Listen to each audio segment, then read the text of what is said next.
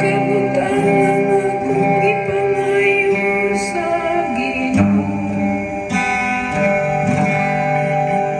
Kini mao ang akong ipangita,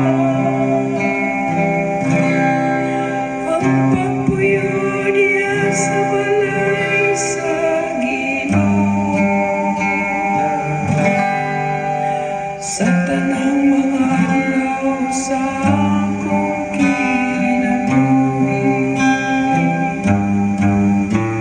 sa kabutangan akong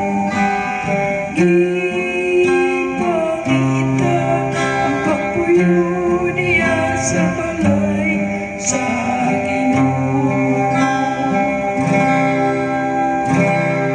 Gituhan ko nga makakita ko sa kaayo sa Ginoo. Diya sa yuta sa mga buhi, pabuta sa walay kadukang Ginoo.